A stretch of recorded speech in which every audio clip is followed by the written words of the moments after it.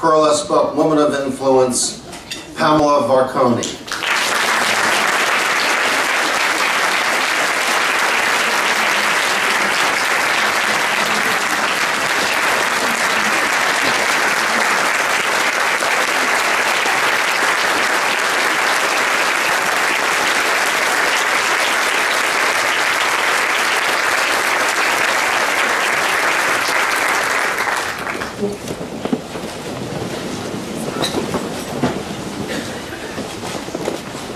Tonight we honor the legacy of Pearl Esbuck, the lives she has touched through her actions and her words, lives both far away and closer to home.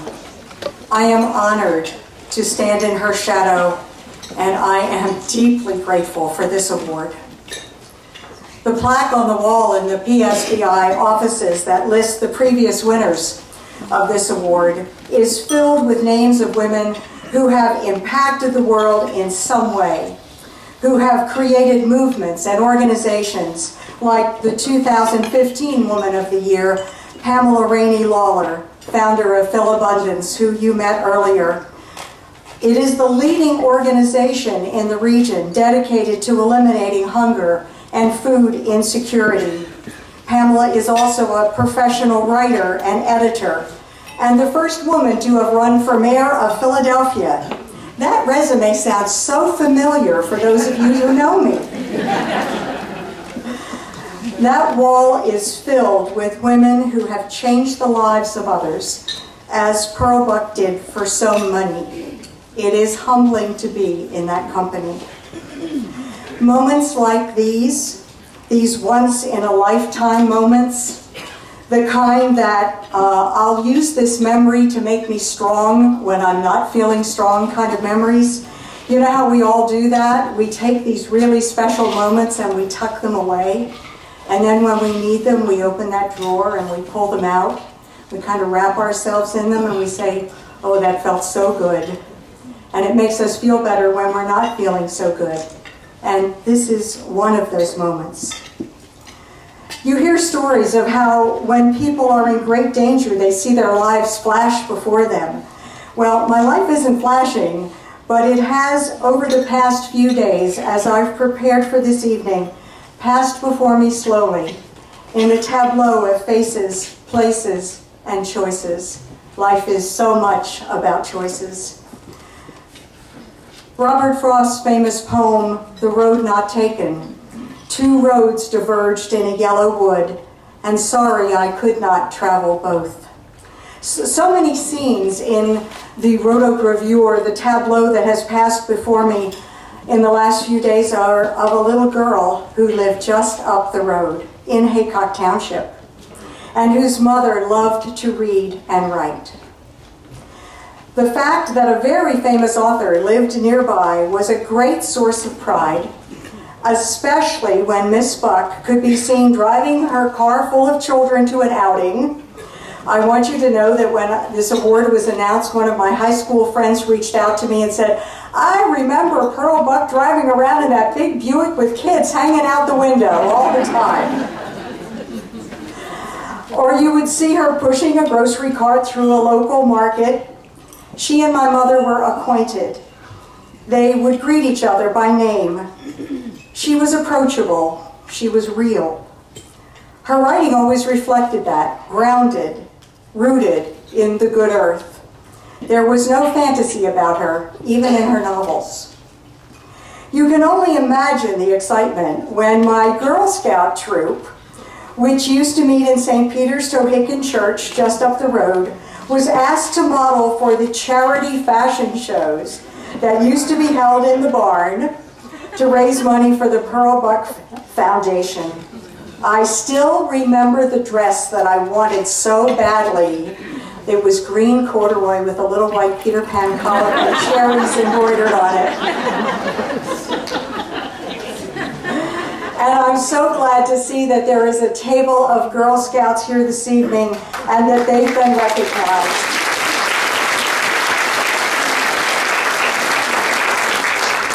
How many former Girl Scouts do we have in the audience? Raise your hands. How many former? Look at that. Woohoo! All right. any surprise that there are so many Girl Scouts here tonight when being of service is such an important part of the Pearl Buck legacy. And that nostalgia that has washed over me the past few days, that tableau that has passed before me, has been filled with faces that are not in the audience tonight. My wonderful parents, Clyde and Gladys Feist. Oh, they would enjoy seeing their only child honored in the name of a woman they so admired. And I am remembering my beautiful, talented, funny, darling Bridget. We lost her at age 20, an age where she had become as much a friend as a child. I hope she's watching with her grandparents tonight. And watching right here are so many people who my husband Zolt and I love so much.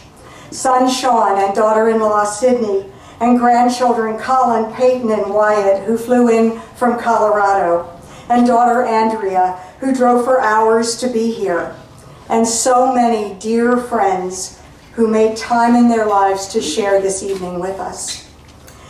So in addition to the nostalgia that evenings like this engender, they also inspire us, as they are meant to do.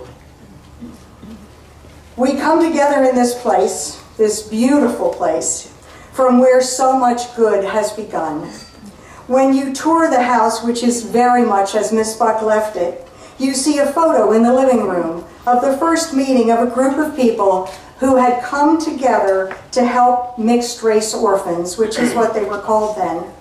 Ordinary people sitting on folding chairs, trying to make the world a better place. Out of that meeting came Welcome House, and families, homes, safety, and love for thousands of children. And once adoption was no longer a necessary option for their survival, once their own cultures had opened to accept them, that same spirit of love and giving from regular people gave birth to the child sponsorship program that today supports and educates children in 7 countries. Ordinary people doing extraordinary things.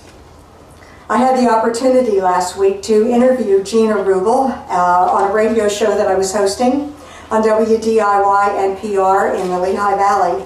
And listening to Gina's story was beyond inspiring.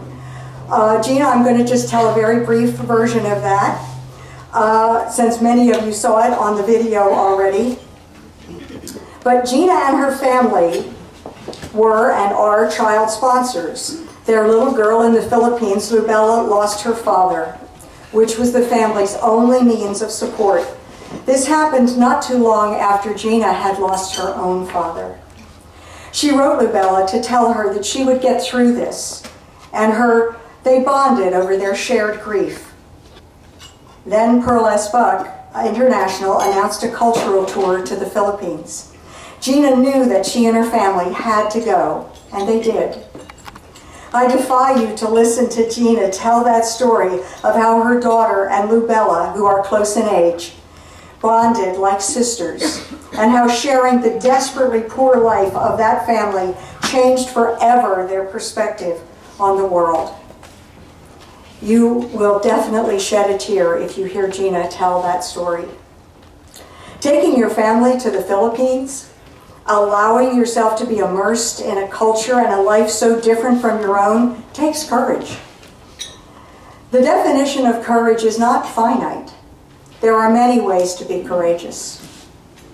The standard definition of courage is defined by bravery in the face of potential harm or death.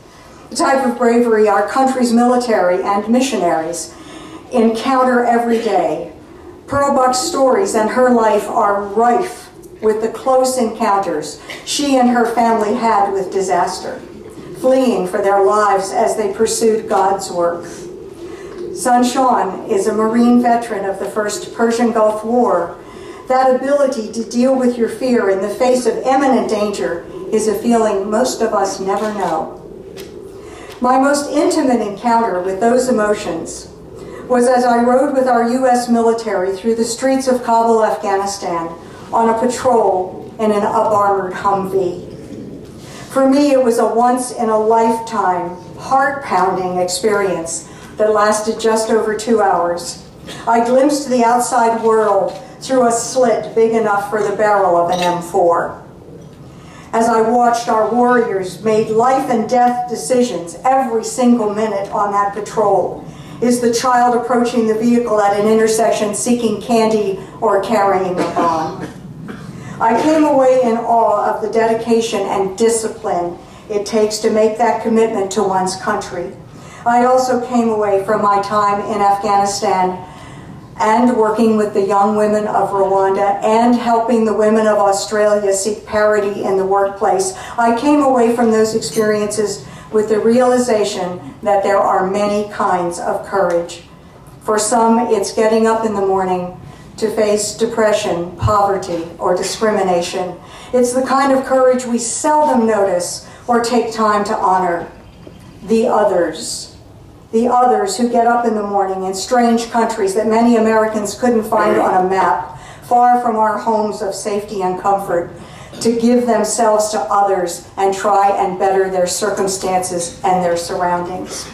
There is much of that kind of courage in this room. Courage that goes to the Philippines to comfort their sponsored child after their father has died. That willingness to put yourself on the line, to go above and beyond your comfort level and sometimes your own safety, is a unique characteristic. It engenders its own energy and light, its own aura. Pearl Buck had a light around her, an aura that was palpable. I remember it as a child, feeling it in her presence. If you didn't know who she was, you would have still known she was someone special. In all the interviews I've done, I've met two other people who had that same light. The late Shimon Peres of Israel and Oscar Arias, winner of the Nobel Peace Prize and former president of Costa Rica. They had that same glow about them as Pearl Buck did. When we all stand before whatever powers that be to answer for this life that we've lived, will we be able to say we made a difference? Some of those differences, some of that impact, are a matter of our choices, that road that diverges in the yellow wood. The good decisions are usually based on experience and common sense. And some of those choices and differences that we make can only be explained by divine intervention. The luck and timing that we all have woven through our lives, those rare moments when everything comes together. You know we all have them. You know that feeling.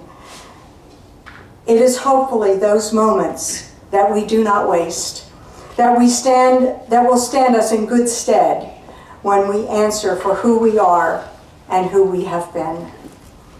On my first trip to Afghanistan in 2006, traveling from Dubai to Kabul on an Afghan airline that the State Department warned U.S. citizens not to fly on, but there was no other way to get there, I found myself seated next to a well-dressed Afghan man. I would have normally extended my hand and introduced myself to a seatmate, but knowing the culture and the customs, I did not. However, he did. And in perfect English, we had a wonderful conversation, and I found I was sitting next to Dr. Ishmael Wardak, Afghanistan's and one of the world's leading orthopedic surgeons. Throughout the flight, I learned of the challenges he and his colleagues at his hospital were facing, treating a population that had been at war for then 30, now 40 years. In a country that is one of the most heavily mined countries in the world. If you want to be a very busy orthopedic surgeon, you want to be in a country that is heavily mined. As we were about to land, Dr. Wardak invited me to take a tour of the Afghan National Hospital, a hulking, ugly, cold 1970s structure in the middle of the capital.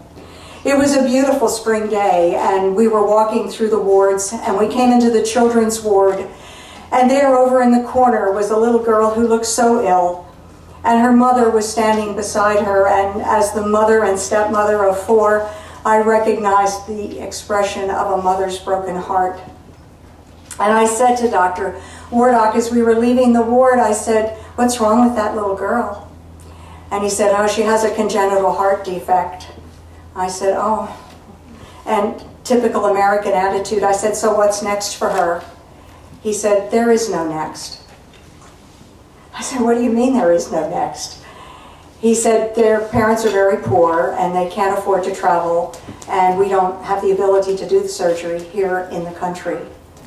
And I'm not sure what happened that day. Maybe it was one of those rare moments, those lightning strikes, those divine interventions. Maybe it was because I had lost a little girl that I couldn't save. But I decided that child wasn't going to die. And I did everything I possibly could, and I did it far from alone. There would have been no successful effort to save Zarguna without many, many people.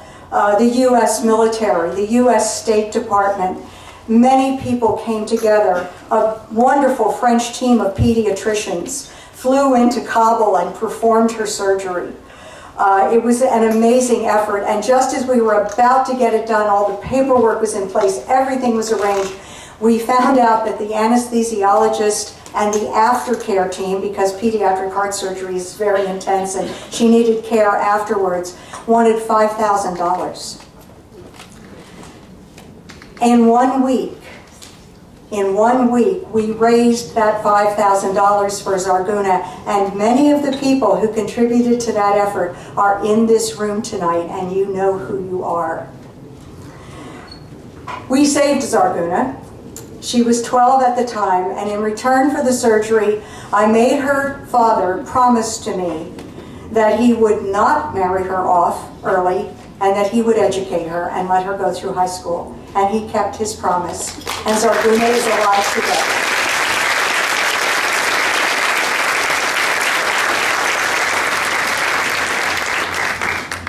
I tell you this story because I want to honor the efforts of Dr. Wardock, the French team of surgeons, the U.S. military, the U.S. State Department. To this day, many of those people still protect and serve the Afghan people. And as you may know, we've lost some of our military just in the last week and 2 weeks in Afghanistan. I tell you this story because I want you to believe deep in your heart and your soul that each one of us makes a difference, collectively and individually. Pearl S. Buck said, I enjoy life because I am endlessly interested in people and their growth.